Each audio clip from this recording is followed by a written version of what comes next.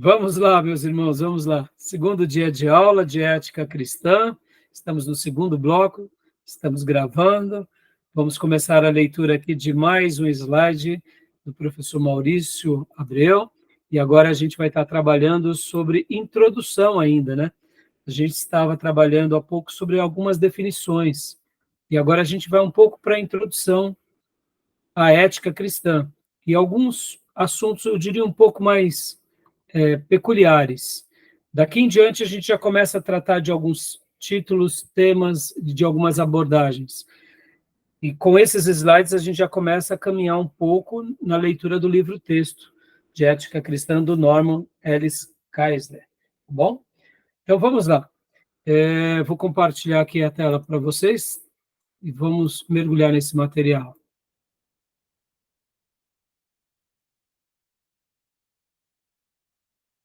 Introdução à ética cristã. Professor, pastor Maurício Abreu de Carvalho, meu professor, pastor amigo, uma mente brilhante, uma das melhores aulas que eu já tive. Professor Maurício, além do seminário, ele também fez História na USP, e ele, além de História, fez Pedagogia, foi presidente da convenção, foi presidente do seminário. Atualmente ele tem só cuidado da igreja e cuidado da sua esposa, que tem passado dias difíceis com relação à sua saúde.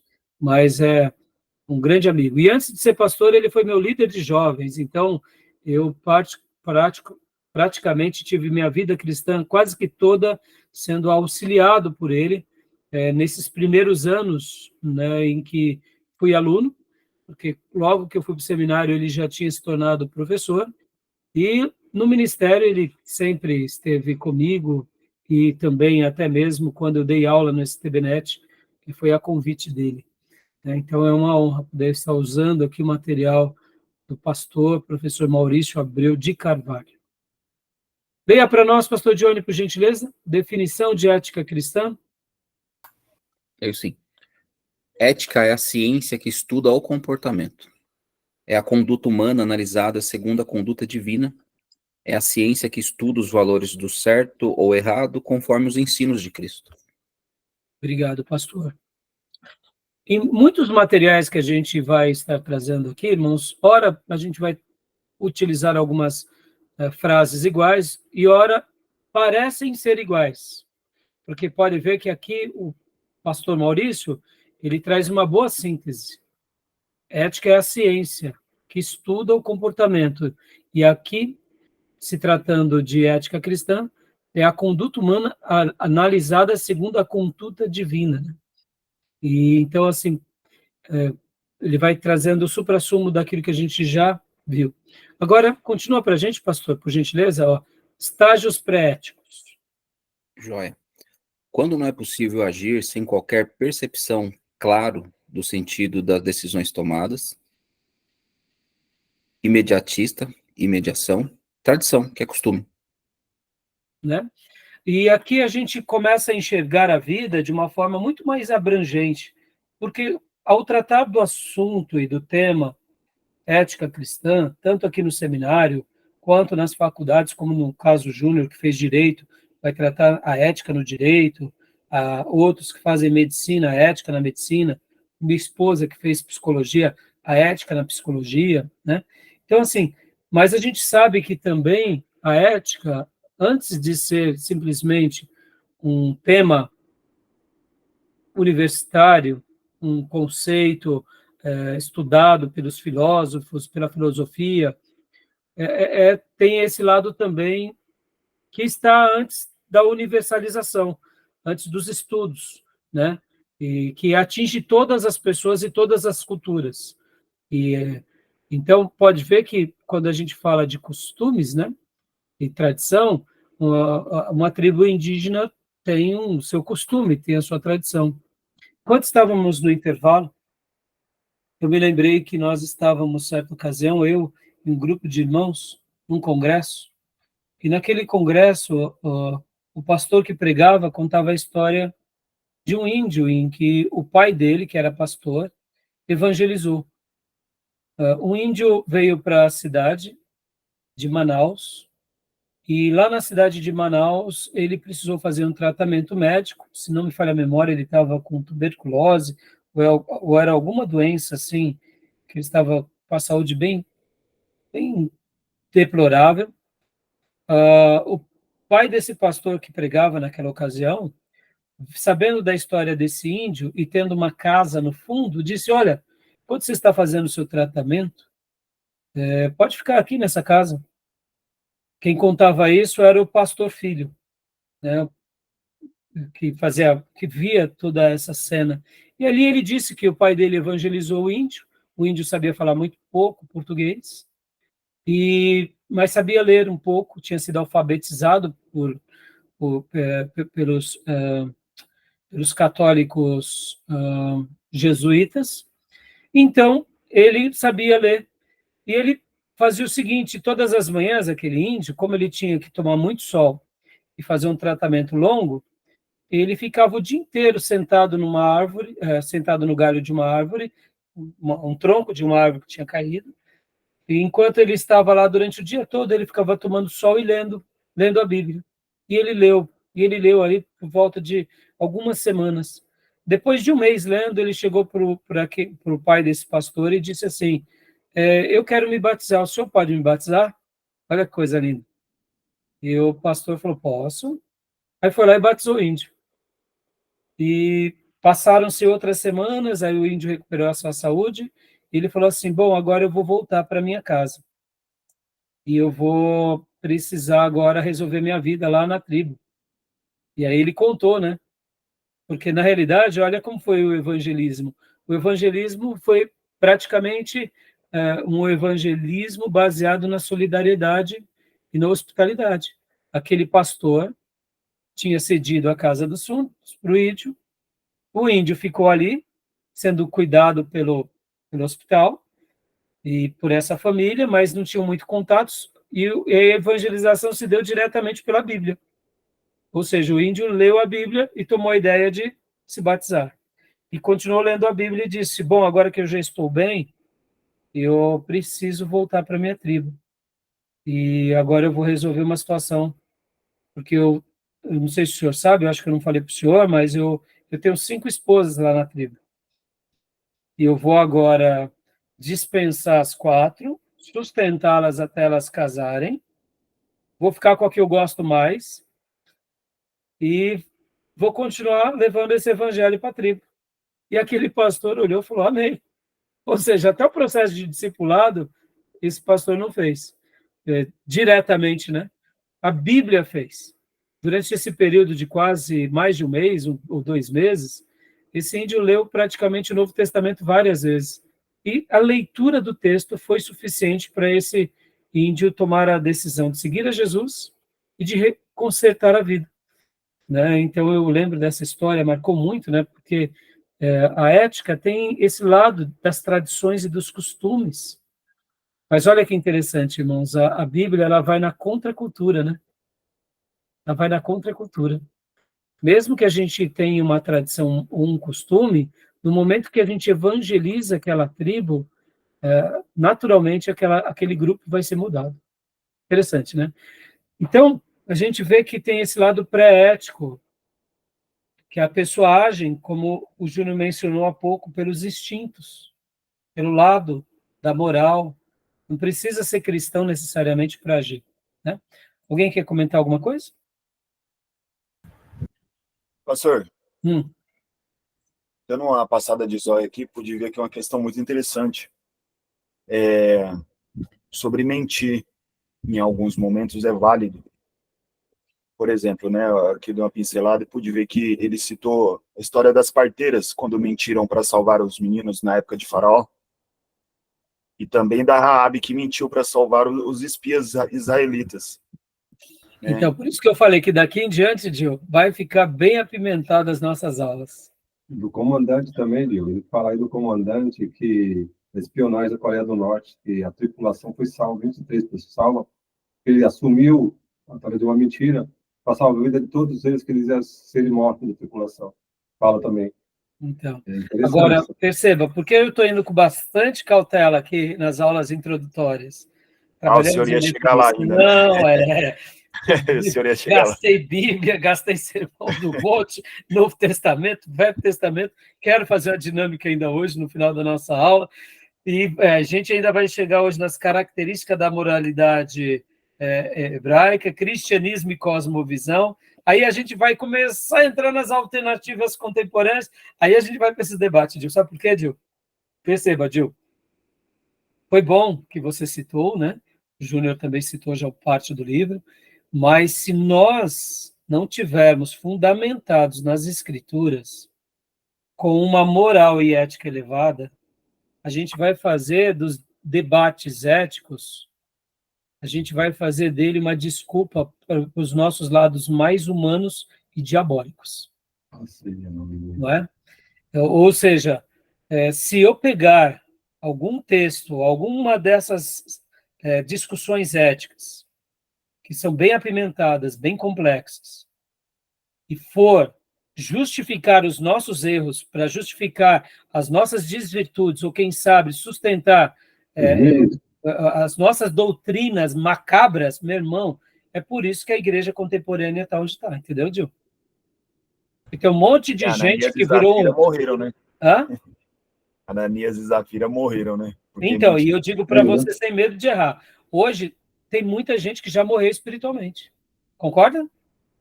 Só não morreu só não foi sentenciado com fogo sagrado, mas já está morto, né?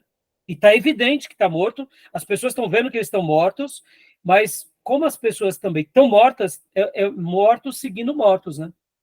Até onde os meios cego seguindo cego. Até onde os meios justificam os filhos. Exatamente. E aí a gente vê o nosso mundo perdido, a nossa igreja sem valor, sem critério, e aí é desesperador. E assim, só para entrar aqui num parecer aqui pastoral bem peculiar, nós temos, desde a pandemia, ajudado várias famílias com cestas básicas. Meus irmãos, como é difícil, meus irmãos.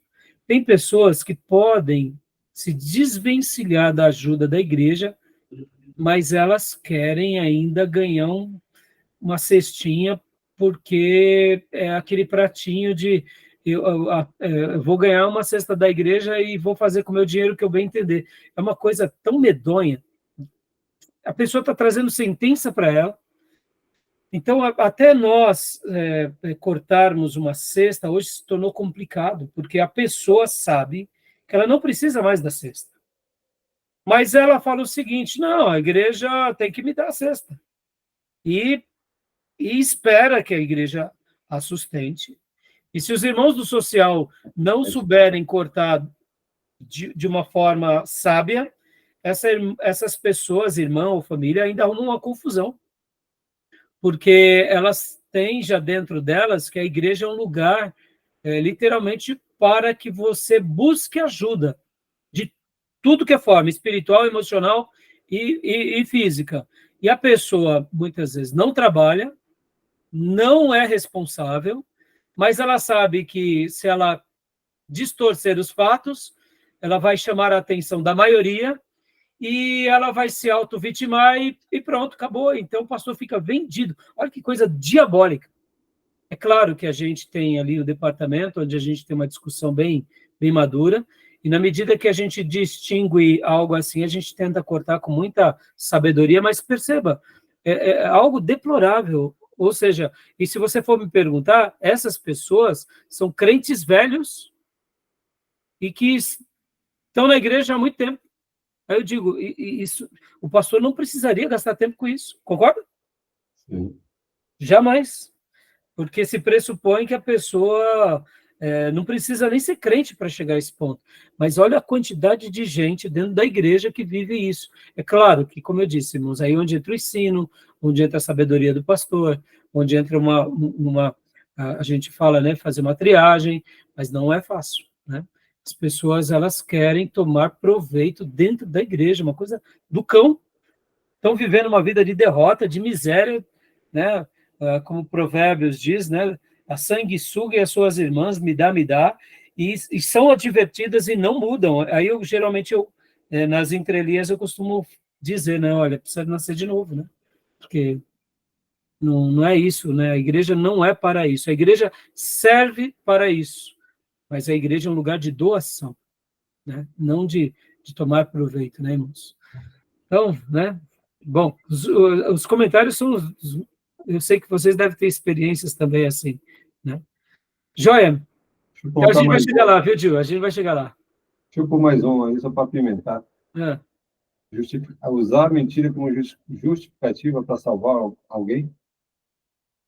Então, já que você tocou no assunto, meu querido advogado Júnior, querido advogado Queiroz, deixa eu contar uma história aqui para vocês, que essa daqui eu acho que eu nunca contei.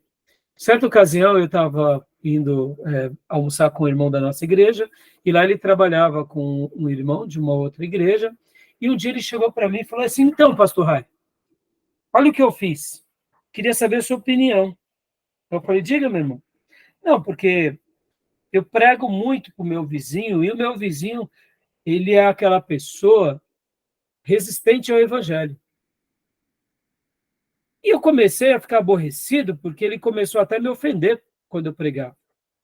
Mas aí um dia eu descobri que ele tinha medo de macumba. E aí, certo dia, ele chegou, pastor, para mim, desesperado. Irmão, pelo amor de Deus, ora por mim, ora por mim. Por quê, meu irmão? Por quê? Olha o meu portão, terra preta. Aí tinha um monte de terra preta. É terra de cemitério, meu irmão. Ele falou: pelo amor de Deus, falou pro vizinho, né, o crente. Pelo amor de Deus. Ai, ora por mim. Falei: o que foi? O que isso daqui representa? É um trabalho de macumba, trabalho, parece que de morte, eu não lembro muito bem. E eu fiquei ouvindo o irmão me contar, né, essa história. Falei: rapaz, é mesmo? E aí? Não, e aí eu preguei, falei de Jesus, orei por ele e aceitou Jesus, pastor. Falei: glória a Deus, meu irmão. Glória a Deus. Mas e aí, meu irmão? Quem fez o trabalho, ele ficou sabendo, é o quê? Ex-esposa, vizinho? Não, pastor, fui eu. Falei: pelo amor de Deus, meu irmão. Como que assim você fez o trabalho? Não, eu não fiz trabalho nenhum, pastor. Eu fui lá e joguei terra preta. Eu sabia que o cara tinha medo. Eu falei: filho, pelo amor de Deus, rapaz, o que você está fazendo? Estratégia. Olha, estratégia macabra, usando as ferramentas do diabo para querer ganhar os filhos das trevas. Então, já te dei a resposta, né? Pelo menos assim, em parte. E ali eu falei: pelo amor de Deus, meu irmão. Aí eu orientei, falei: não, pastor, mas deu certo. Está convertido, está indo na igreja. Eu falei: meu irmão, funcionou. Você mentiu, meu irmão. Você usou uma coisa que, olha, se ele descobrir um dia, ele vai ter revolta do evangelho e ele vai te ver como um sem vergonha. O irmão errou, fique bem certo disso. Aí eu falei, né? O irmão errou muito, você não pode fazer isso. Deus iria preparar situações, circunstâncias, porque você criando essa circunstância, essa estratégia, você inferiorizou o poder de Deus.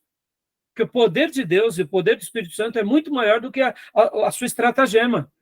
E se ele descobrir, ele vai ficar revoltado contra você, e eu não tenho dúvida que ele vai ficar revoltado contra a igreja e principalmente contra Deus.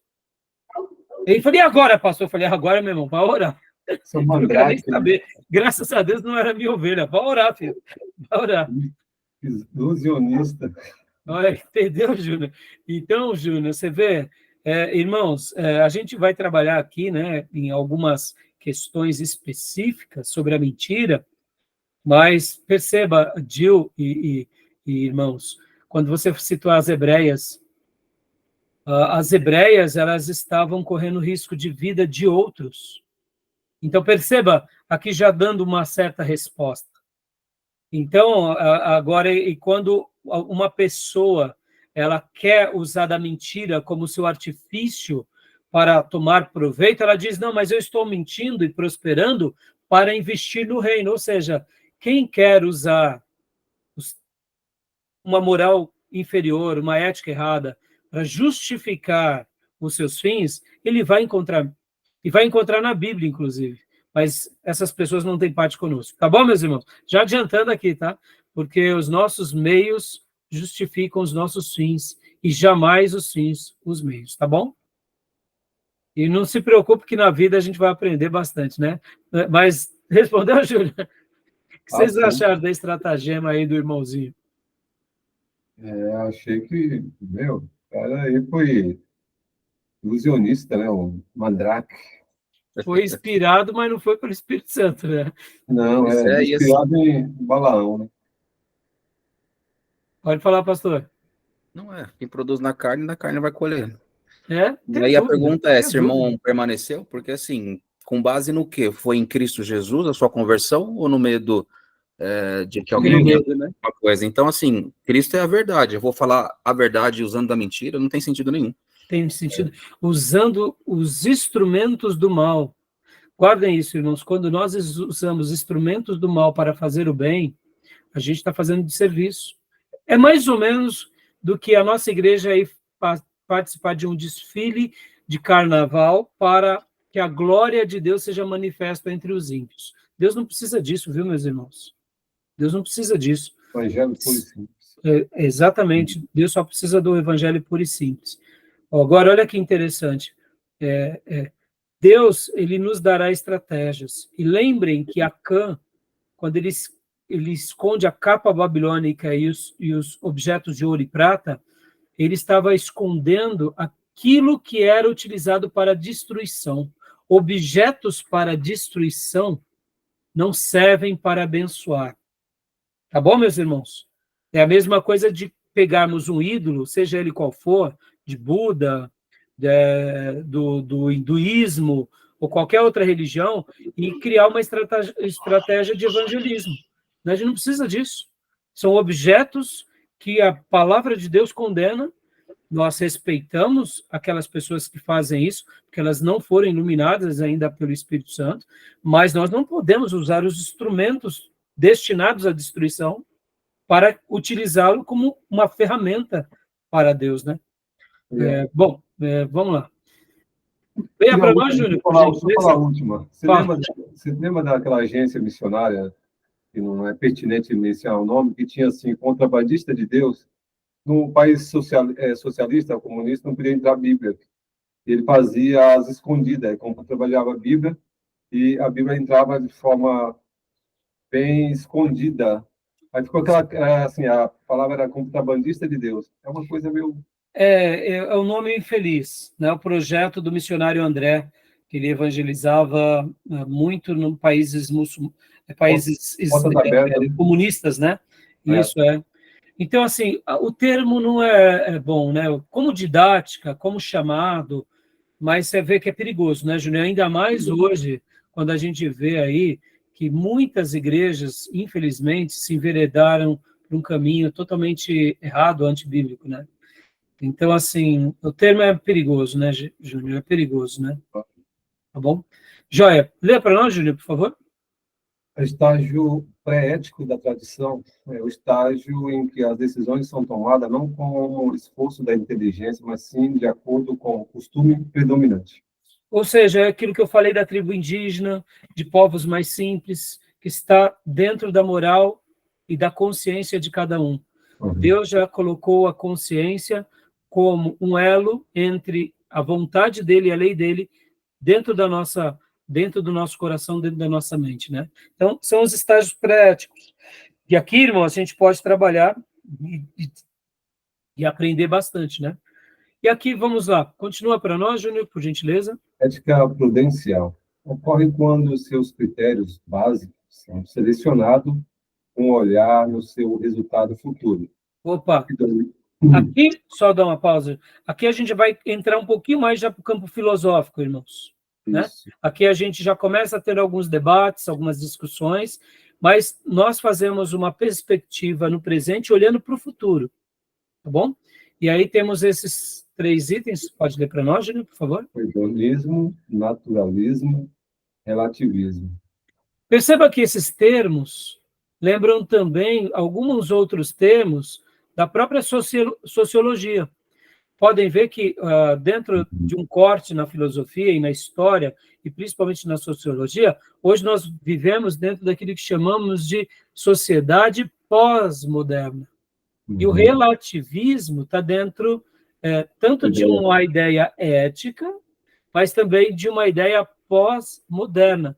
Percebam como essas faculdades, elas dialogam, né, entre si, tá bom? E a gente agora vai entrar um pouquinho mais dentro dessas premissas, né? Vamos ver o que é a ética prudencial hedonista. Leia para nós, Júnior. O critério supremo é o prazer. A bondade de uma ação depende inteiramente da quantidade do prazer que ela venha a assegurar. O bem é identificado com aquilo que dá prazer, e o mal com aquilo que causa dor. Olha aí. E aqui, meus irmãos, para a gente, né, só para a gente pensar um pouco agora. A ideia hedonista, será que a ideia hedonista também está um pouco dentro da igreja protestante? O que vocês acham, meus irmãos? Eu acredito que está dentro e, ao mesmo tempo, ao nosso redor. Eu ouço muitas pessoas falarem, se lá te faz bem, então continue. E lá faz bem é onde? Qualquer lugar. Isso é terrível, né? É perigoso, pastor, é perigoso.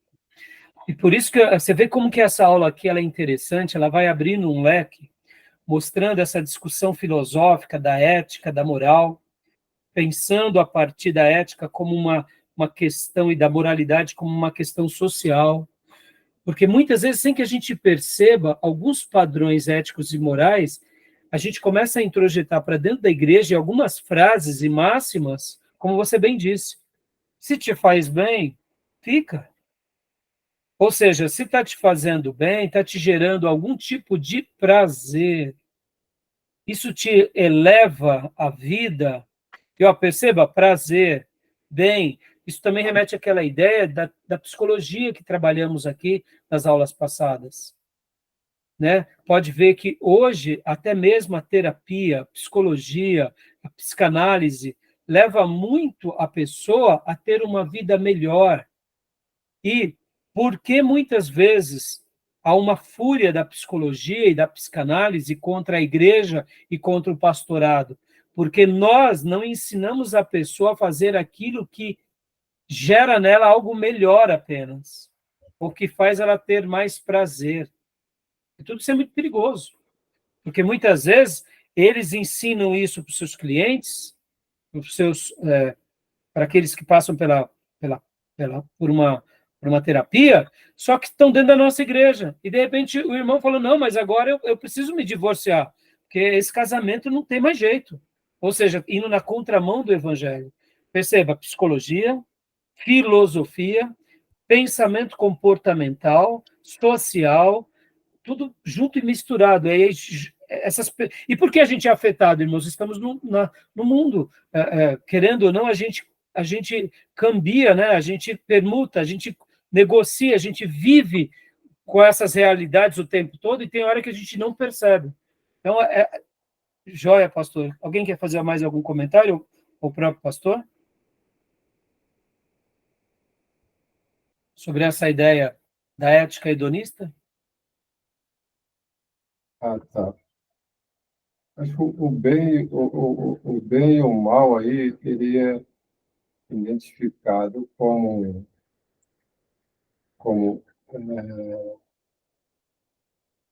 Eu diria, Júlio, que aqui a proposta é mostrar aquilo que gera prazer. Né? sim, eu sei. Bem ou mal voltado ao prazer. Não mais conceitual, sabe? Sim. É mais assim pragmático, né? Porque o que é o hedonismo? É a busca do prazer em tudo, da satisfação, né? O autocontentamento. Isso daqui é perigoso demais. Aqui, deixa eu também fazer uma crítica, viu, irmãos? Toda religião que busca uma experiência pessoal auto-redentiva, ou quem sabe mais emotiva, também pode ser perigosa nesse sentido, viu? A gente tem que tomar cuidado com isso, porque muitas vezes, lembra que a gente comentou até em algumas aulas, o fundo musical, sabe, o lado sempre emotivo. É claro que aqui o hedonismo, ele está mais voltado para esse lado do prazer mesmo, para o lado do contentamento, da satisfação. Mas, irmãos, não confundam, né, hedonismo com satisfação, com o bem-estar.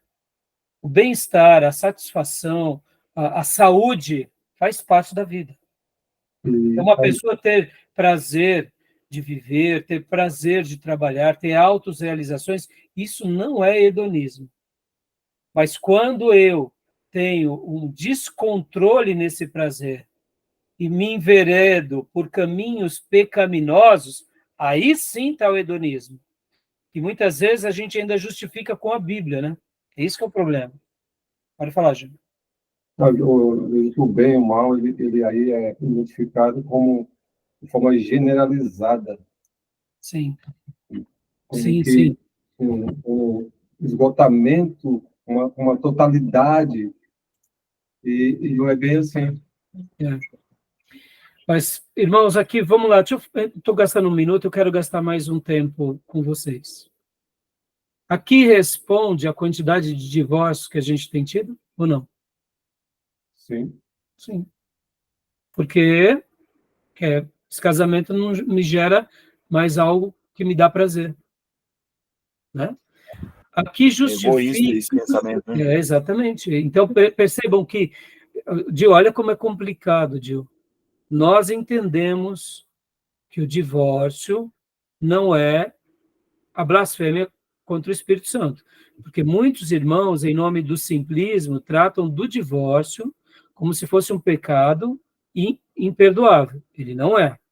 Mas não é por isso que a gente vai tratar do divórcio com frouxidão. Vai tratar do casamento de forma relapsa.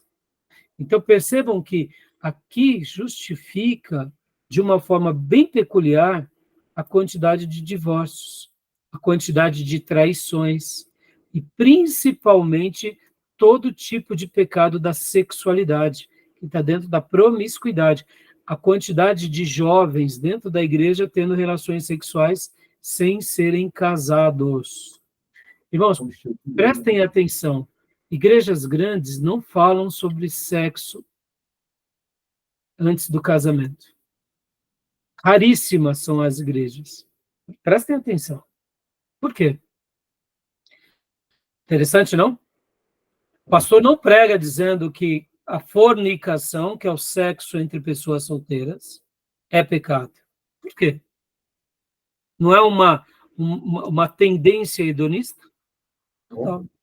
E se a pessoa já não prega sobre essa questão do pecado da fornicação, que é o sexo entre solteiros, o que dizer então do sexo entre os iguais? Aí pronto. Você acha que eles vão pregar contra? Por isso que nós devemos hastear essa bandeira da pureza, no sentido não legalista, mas como um princípio espiritual que Deus espera de nós. Para os solteiros, para os casados e para os viúvos, viu, meus irmãos? Guardem isso, viu? Quando a pessoa está viúva lá, nessas, não quer dizer que liberou também, não. Está viúvo, celibato também para o viúvo. Acabou. Não tem o que fazer, né? Porque aplica-se ao mesmo princípio. Ah, mas o irmão é um viúvo já resolvido, tem casa, não importa, ele tem que ter temor. Acabou. Porque o lado hedonista da sociedade entrou dentro da igreja. E quando a gente pega alguns pastores gospel, músicos, já casaram 5, 6, 7 vezes. Ou seja, irmãos, isso demonstra só o abandono da sã doutrina, entendeu? Tá bom? E é um conceito egoísta também do hedonismo, um conceito egoísta que pensa na satisfação pessoal. Sim. E esquece, ignora os outros. Exatamente. Então, a ética prudencial naturalista agora para a gente, Júnior, vamos ver? A ética naturalista propõe que o padrão pode ser encontrado na natureza. O homem é considerado um produto da natureza e com tal deve buscar seu padrão nas leis naturais, como a lei do mais apto. Né, aqui dando aquele destaque mais para o homem no seu lado mais humano, mais animalesco mesmo, de disputas de lei da natureza, de domínio do mais forte. Então, percebam, né, é interessante que parece que não, mas isso, se a gente não tomar cuidado, a gente começa a aplicar isso também dentro da igreja, né? Tem um Então, perigo também, viu? Isso aí vem perigo com também. a lei do mais apto, né? Sim, Daquele, que é do naturalista lá, lembra dele lá? Esqueço agora o nome. Que andou aqui na Argentina,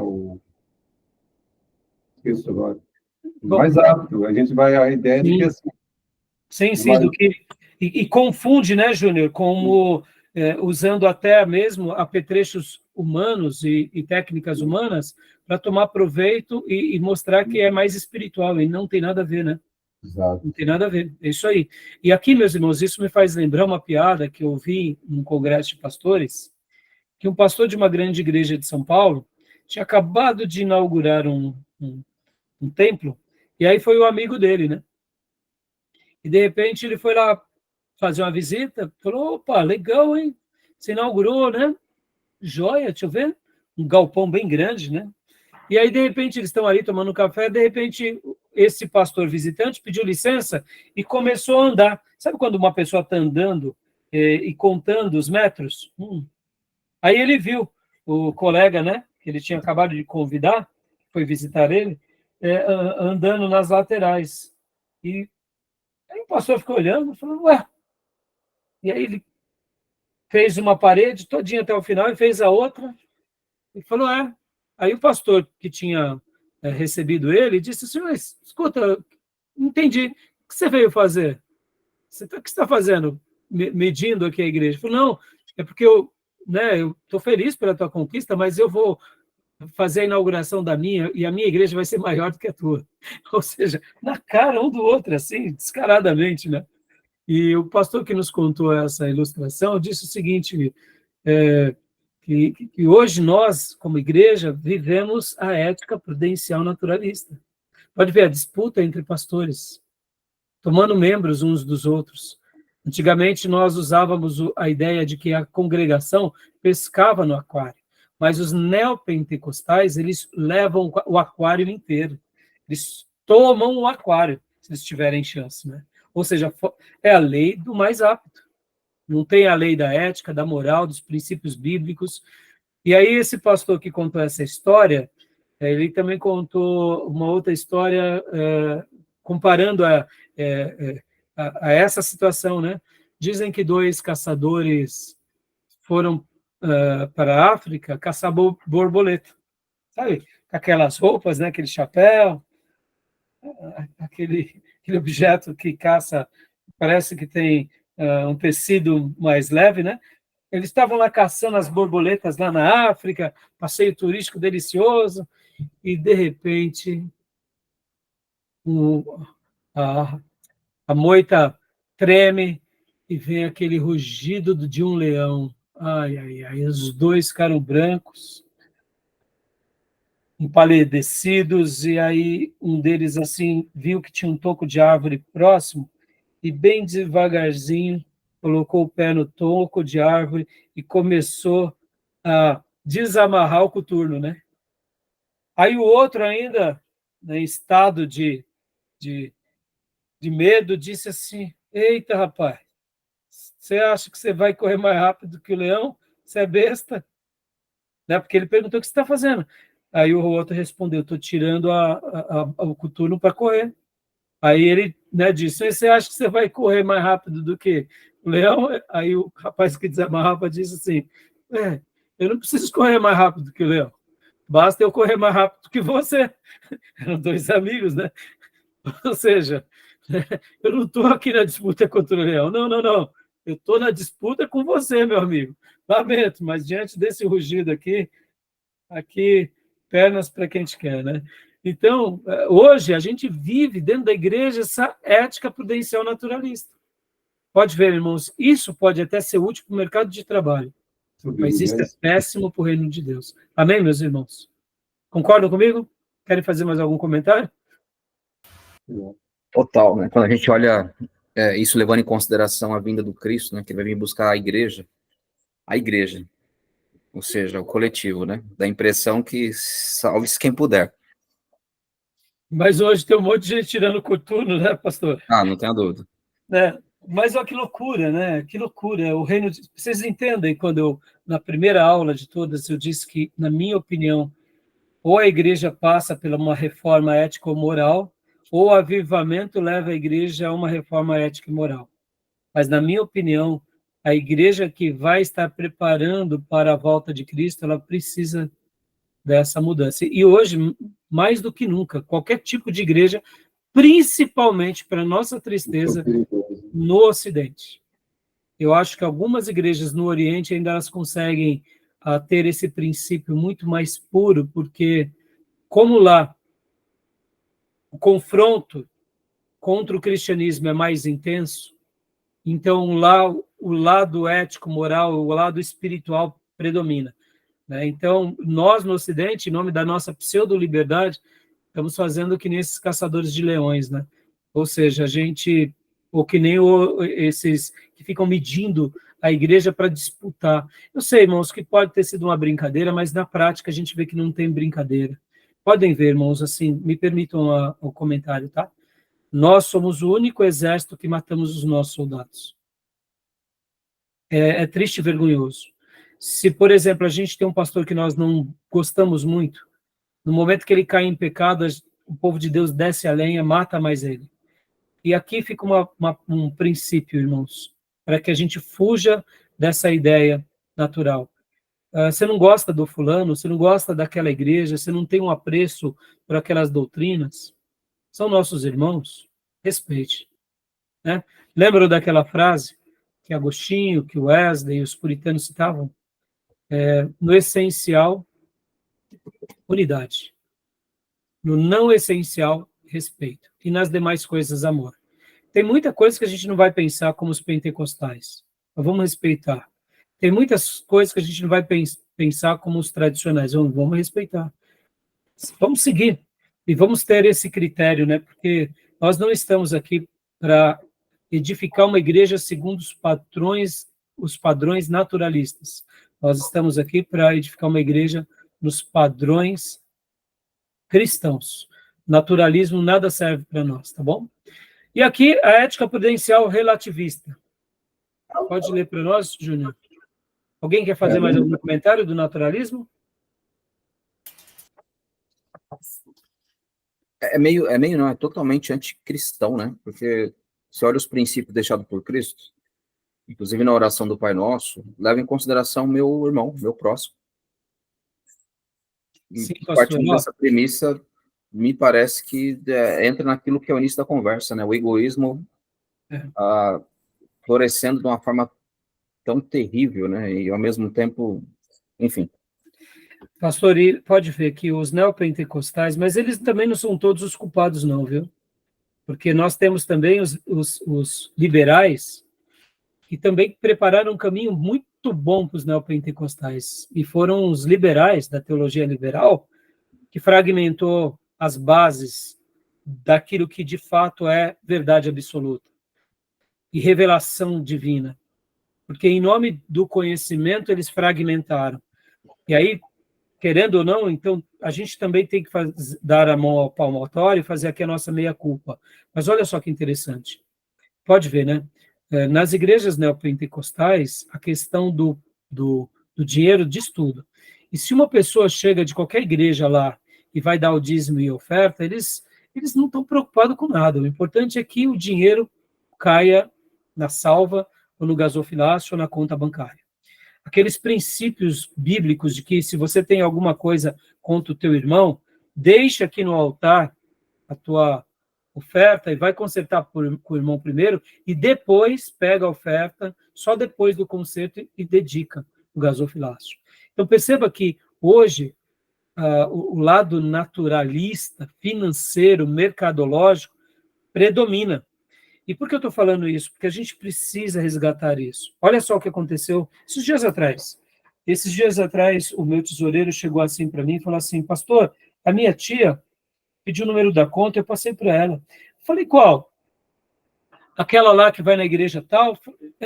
Falei, irmão, mas por que ela quis dar uma oferta? Não, ela disse que queria dar o dízimo dela. Perceba, somos de uma igreja pobre. Pastorei uma igreja com uma entrada baixa.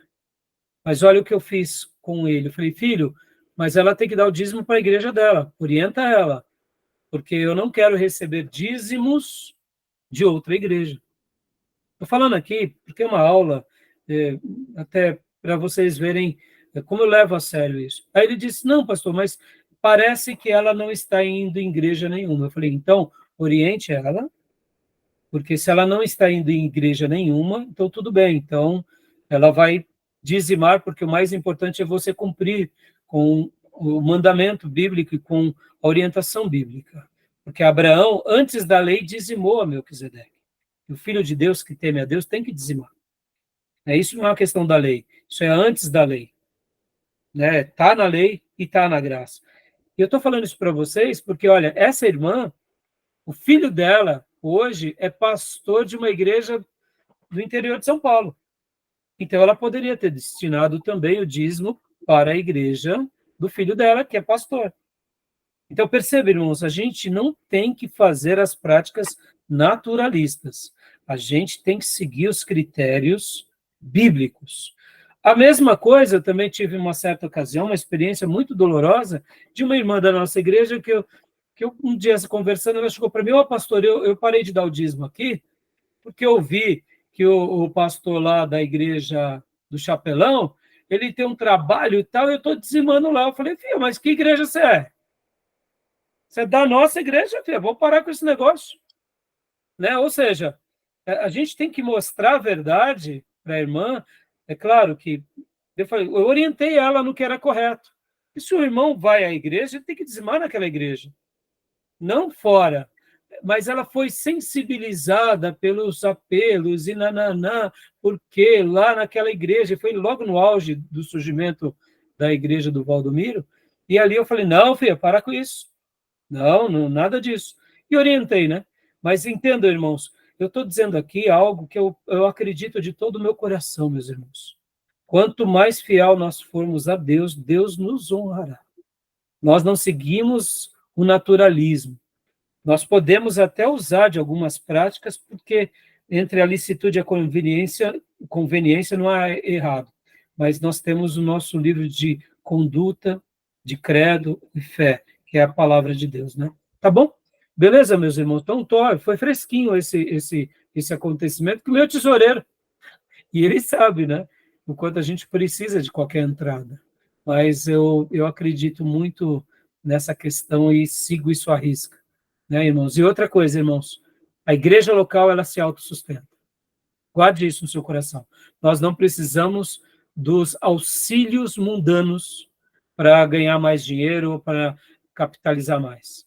Se nós formos colocados numa igreja, Deus levantará os recursos necessários no meio do povo, e com simplicidade ou com abastança, a obra de Deus ela terá tudo o que ela precisa para que aquela igreja se mantiver de pé. Tá bom? É o que eu acredito. E aí, pastor, é os dízimos e ofertas. E é o povo de Deus. E a gente não precisa negociar o dízimo, que nem alguns dizem, né? Pastor, eu estava passando em tal lugar e vi uma faixa. Aqui o dízimo é 8%, e o restante, o pastor, com a oração forte, garante a bênção. O dízimo é 10%, deriva-se da porcentagem de 10%. E também a gente não pode ir para o vízimo, né, 20%, nem para o trízimo, viu, meu irmão? Nem para o pentadízimo, né? Ou seja, é dízimo, irmãos. Deus projetou isso, ele é mais sábio do que a gente, né? Tá bom, meus irmãos? Algum comentário? 8%? Caramba, que criatividade, hein? Como que é? Muito criativo, né? Né? Aqui você dá o dízimo de 5%, 8%, e o pastor garante a bênção do restante. Porque tem uma oração forte. Antes de eu me converter, eu visitei a igreja de um amigo, aí eu vi que eles tinham um envelopezinho, no envelope tinha os meses, né? Aí a menina, assim, o culto acontecendo, e ela falando com alguém, que eu até hoje não sei quem é. Mas ficou faltando alguns meses. Aí ele falou, não, tá bom, depois você paga os meses faltantes. Aí hoje, né, pensando nisso, eu falo, meu Deus. Estão cobrando, inclusive, os dízimos passados. E assim, né, pastor, você vê como que a gente tem que tomar cuidado. Por isso que hoje, quando se trata dessa questão dos recursos, na minha opinião, tá, irmão, só para eu concluir esse assunto, tome um cuidado sobre-humano. Porque o que acontece? Já que os neopentecostais fizeram um desserviço medonho para nós, então a gente tem que tomar um cuidado muito maior nessa questão. Se nós estivéssemos na igreja americana, por exemplo, a gente poderia ficar até um pouco mais tranquilo, porque lá eles são mais criteriosos, eles julgam, eles não se deixam levar por todo charlatão, né? Mas aqui no Brasil, meus irmãos, falou em revelação, falou em profecia, falou em cura, falou em prosperidade, o brasileiro. Ó, só para vocês terem uma ideia, eu acompanho muito um canal de um rapaz que ele faz vídeos, né, de ações, de mercado e tal. Ele trouxe um dado que me chocou. O Luan. O Luan falou que recentemente o nosso país, ele, por causa das casas de apostas, as dívidas feitas por casas de apostas estão elevadíssimas. E muitas pessoas que estão jogando em casas de apostas estão utilizando até o cartão de crédito. E o Banco Central está possivelmente para tomar alguma medida para impedir isso, porque, como se não bastasse, quem faz esse tipo de aposta são as pessoas mais pobres, e eles estão fazendo dívidas com os bancos para jogar em casas de apostas. Então, meus irmãos, olha que praga, que coisa maligna. E o que é isso, senão a teologia da prosperidade na sua essência na nossa nação, né? Eu vou ganhar, nem que for, e eu vou dar um jeito. E é claro que não é a culpa da teologia da prosperidade, mas a influência que gera essa sociedade que busca a prosperidade a qualquer custo, né? Então é terrível, né? Então, ó, só para vocês... e detalhe, outro dado. Qual que é o grande problema também? Esse dinheiro não fica no país, que as casas de apostas, elas não são permitidas na nossa nação, ou seja, toda essa dívida vai para o exterior, ou seja, a pessoa perde o dinheiro para a casa de aposta, faz a dívida na nação, no banco, mas a grana vai para fora. E depois a gente ainda pega grandes personalidades do esporte para difundir isso. Isso é terrível, meus irmãos. Perceba como a cultura ela se torna terrível, né? Pode falar, Júnior? Aqui tem mais propaganda de casas de apostas, não está escrito. Não está escrito. E o que tem de pessoas se viciando, Júnior, não está escrito, né? Tá bom, meus irmãos, vamos dar uma pausa agora, que deu a hora, e a gente continua a partir da ética relativista, prudencial relativista, tá bom? Alguma pergunta? Alguma dúvida? Tranquilo. Tranquilo. Então, vou parar aqui, tá bom, meus irmãos? E a gente volta para o último bloco.